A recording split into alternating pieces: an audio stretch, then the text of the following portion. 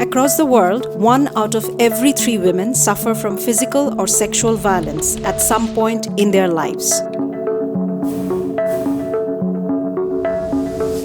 In Bangladesh, violence against women is much higher than the global average. 50% of the women in this country have been subjected to physical or sexual violence by their male counterparts at least once in their lifetimes. Women face harassment or violence in every stage of their lives.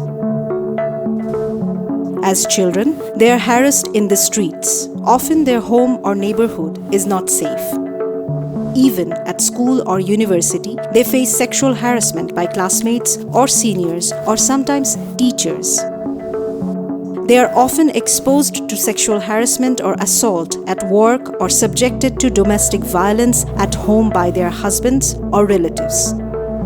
Women are not safe, be it in her house or in public space. When women try to speak up or seek justice, they are often blamed by almost everyone in the society. They are questioned about what they were wearing, how they were behaving, and why they were there, as if their behavior somehow justifies the violence they suffered. Most women are blamed for the abuse they face, with the implication that they are the problem and that the perpetrators are innocent.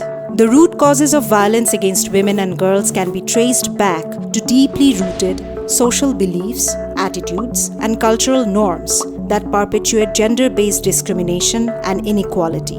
From childhood, we are taught to think and act in certain ways based on our gender identity. Boys are taught to be strong and dominant, while girls are taught to be submissive and passive. We grow up hearing, "Boys don't cry, girls cannot play football, she was asking for it," or "he needs to put his woman in her place." These are some examples out of countless interactions that we see, say, and do that creates a culture of discrimination which ultimately normalizes violence. To end violence against women, we must start at the roots. This means changing ourselves, our families, our communities, and our society to create a culture of respect and equality for women. For the past 5 years, UN Women has been working towards this mission, reaching out to different levels of society to eliminate violence against women. Let us hear some real-life stories of change. Sufia Begum's only dream was to become independent. She was harassed by an older married man on her way to school regularly. Her dream was shattered when he kidnapped her and forced her to marry him, subjecting her to abuse and misery. Though she managed to divorce him after 22 days of marriage, she was blamed by everyone in her family and community for ending it. Her life took a different turn when she joined the community activist group of UN Women's Combating Gender-Based Violence (CGBV) project. The regular meetings and sessions on power dynamics, intimate relationship, self-care helped her to regain her self-esteem.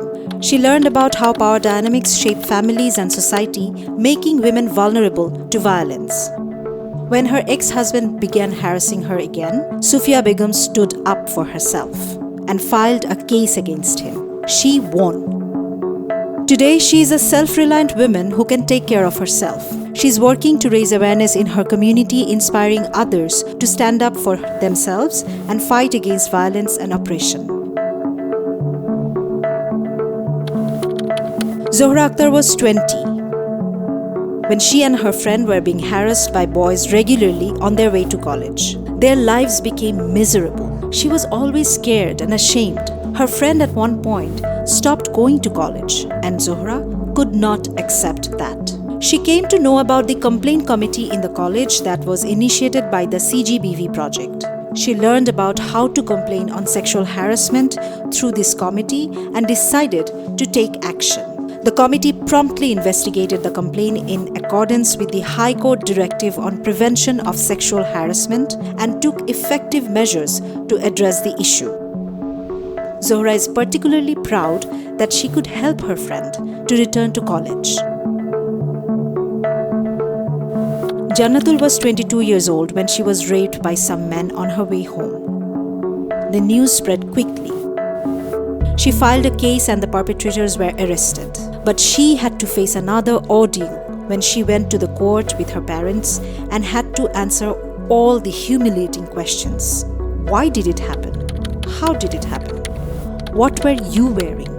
And many more. Jannatul relived the trauma at the court. Many will not have to, because years later, as Jannatul learned, the government has removed the discriminatory clauses of the Evidence Act of 1872. That means no one can question the character of a rape survivor in court. This monumental change was the result of a 4-year-long advocacy by civil society organizations with the support of UN Women.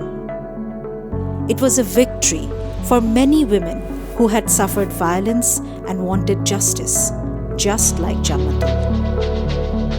With the generous support from the Government of Canada, UN Women has implemented the CGBV project in 3 districts that worked to prevent gender-based violence. The project worked with families, communities, public and private institutions to bring a change in the mindset and behavior of people to prevent violence against women.